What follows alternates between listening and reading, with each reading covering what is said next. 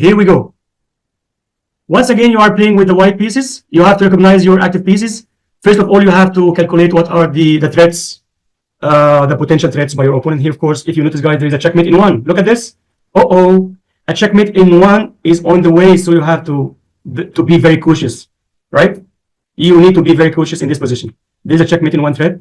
So, guys, if you notice also, there is X-ray attack over the f8 square by your queen, right? So you have to make use of that. You have a very, very good opportunity to create or to use or to exploit this, over the board X-ray attack or control on f8 square with your queen. So how many hands do we have now? 1, 2, 3. Khalid Join as shy. Okay, we have 3 hands. It means I have to pick one of them. Oh, only 2 hands now. Oh, 2 hands. I have to wait for the third one. Join once again. Okay, I will pick Khalid. The first hand. Yes, Khalid, give me your answer, please. Rook f8. Rook f8, sacrificing the rook. What is the point, Khalid? If he takes. Of course, he should take. Otherwise, it will be, he will lose his queen, right? If he go here or here, you will capture on f7 with a check. Double attack over the king and the queen. Of course, maybe he's forced to capture back, and now once again, another double attack over the king and the rook. Of course, yeah, you captured everything, leaving the black pieces, leaving the black opponent with only 4 pawns over the board. Of course, this is absolutely winning, right? So back. So now after rook f8, black is forced to capture your rook. Now, Khalid, what's your continuation here? Knight f5. Knight f5. Of course, you have so many discoveries here. So many discoveries over the king, right? Yes. You have this, you have that, you have this, that. Of course, the best one is f5. Why? Because actually you are controlling those 2 exits with your knight, right? Your knight is playing this good rule. Okay, so now, of course, if I went king a8, it will be? Checkmate in 1. Checkmate in 1 by, king e7. Easy peasy. And the other option is king g8. And now, what can you do here? Now, I will don't rush, take your time. sack my queen in f8. Your queen? Sorry, what is it? Queen f8. Queen f8? Yes. Yes. This is the stunning move, guys. Look at this. Bravo, Khalid. This is the stunning move, sacrificing your queen to reach this mating pattern. Of course, if he didn't capture, if he go here, of course, there is a checkmate in 1, right? So he's forced to capture your queen, and now this ultimate goal, rook d8 checkmate. Guys, do you know what the name of this checkmating pattern? Khalid, do you know the name of the mate pattern? Arabian mate. No, it's not Arabian mate, right? Arabian mate, yes, it's by a rook and a knight, but it's not the pattern. The king should be in the corner. But here, in this case, if there is no pawn here, it's not a mate. So in this pattern, you need a pawn here. But in the Arabian mate, you don't need a pawn. Sorry, Khalid, come again, please. Back rank checkmate. It's a sort of back rank, but not that. Yeah, you can consider it a back rank, but actually there is a more specific mate pattern here. The name, more specific name, which is called Anastasia mate. Remember, guys, the Anastasia checkmate delivered by the knight. Yeah, the knight and the rook. Of course, you can do that. At any edge of the board, you can do that here or here, or on the 4 edges, you can do that, right? Together with, you have to help your pieces to cooperate together like that. Yeah, the knight should be here, controlling those 2 squares, 2 exits. Also, there should be some block on this square, like a pawn or some rook or something. Of course, not a black bishop or black knight. Of course, if it's a black knight, it's able to capture your rook. If it's a black bishop, it's able to block your check. But if it's, of course, also if it's a queen, you can also block.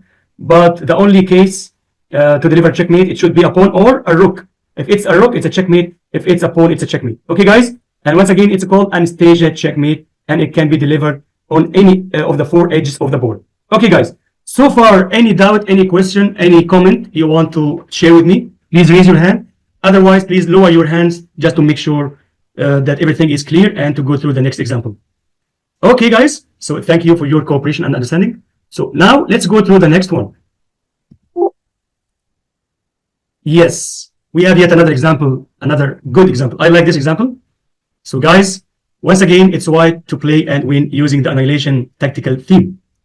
And you have to tell me how can we apply the CCD and which option we will use. Okay, take your time, please. I'll give you a couple of minutes to figure out what is the best continuation here, what is the best attacking plan for white.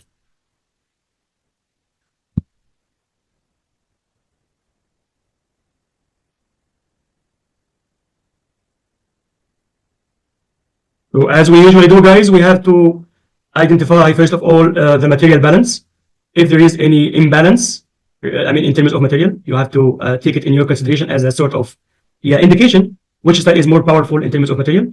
Also, king safety, you have to consider as a crucial factor to evaluate any given chess position. Also, the piece activity, square control, also the some pawn structure, and so on, so forth.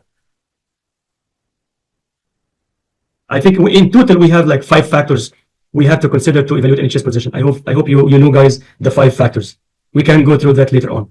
We have 2 hands so far, Ryan and Joey. Please, guys, hold on to get the 3rd hand. Once I get the 3rd hand, I will pick the first one. I hope, guys, you are enjoying the lesson. You are enjoying the session. It's not all about practice and chess. We have to make chess more fun. So please take it like a sort of fun. Enjoy the concept. Also learn a new checkmating pattern, a new attacking methods, a new defensive techniques, and so on. So learn and have fun at the same moment. Don't take it more serious. Okay, now we have the 3rd hand, Ashai. Okay, let's pick the first hand, Ryan. Yes, Ryan. Rook takes e5. Rook takes e5. Yes. What is the point behind this sacrifice, Ryan? It will open up the check, the bishop c4 check. Yeah, so this is your goal, right? This is your target square to deliver check, which seems to me at the first glance a very serious check, right? Dangerous one. Yes. So to achieve this check, you have to get rid of this defender, right?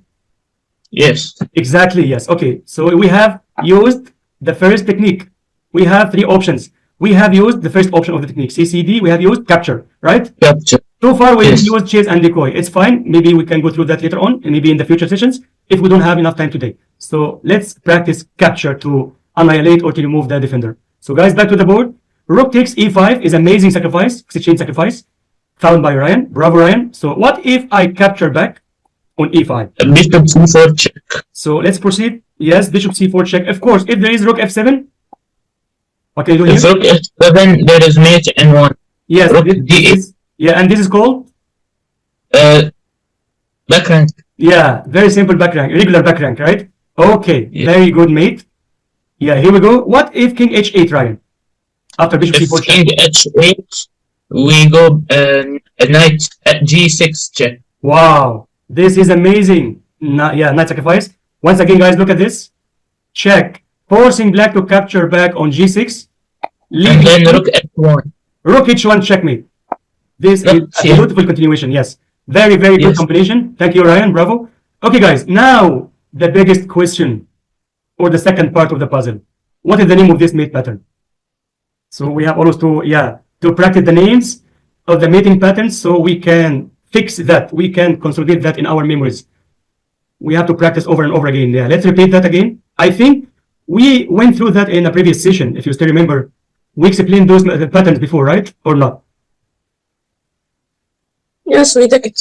Yeah, we got this this session, the basic checkmating patterns, the well-known patterns. So this checkmate pattern is, if you don't know, guys, this means you don't study, you don't do your own homework, right? Oh, this is disappointing to me. We got this session before, the famous checkmate patterns. Okay, I will help you this time, but hopefully in the future. Morpheus, mate, Morpheus. It's not Morpheus, mate.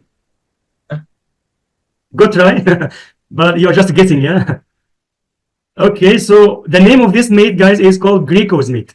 Greco. Yes. So, guys, once again, if there is no bishop here, if this bishop is a knight, just imagine, guys, I will try to help you to improve your visualization over the board. If this bishop is a knight, just imagine, if this bishop is a knight, and we place this knight here on e7, this is a mate, but this is called, we just got it. We just took it in the previous one. Arabian mate? No, it's not Arabian. We just mentioned that in the previous. This is Anastasia. The knight, by the way, Anastasia has so many versions. So this is one of the versions. The knight is here. So if you are controlling the exit of the king by the knight, this is called Anastasia. But if you are controlling the exit, the only exit by the bishop, this is called Greco's mate. Okay, guys? Greco, yeah, Greco's mate. Okay, guys? Jewel, do you have any question here? No, sir. Okay, so please, kindly lower your hand. Yeah, thank you.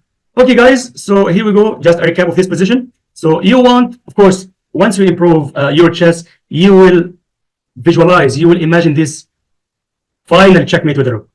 If you could see this final checkmate with the rook, this means you are a very good tactical player. Okay, so you have to see this checkmate, Greco's mate. How to reach this checkmate? You have to go through the process. The process is I have to start with the eliminating or annihilating the defender of c4, because I want to go there with the check, controlling the g8 square. So first of all, sacrifice. You may wonder, oh, this rook is very essential here to attack the king, right? But actually you have another rook, right? You will use the other rook later on. So first of all, sacrifice the exchange on e5, capture back on e5, and now you have to launch your aggression or assault against your opponent's king. Of course, if rook f7, there is a back rank checkmate, very simple. And if king h8, the stunning knight g6, yes, delivering the Greco's mate. Yeah, found by Ryan. So bravo, Ryan. This is the perfect answer. Okay, guys. So let's go through another example.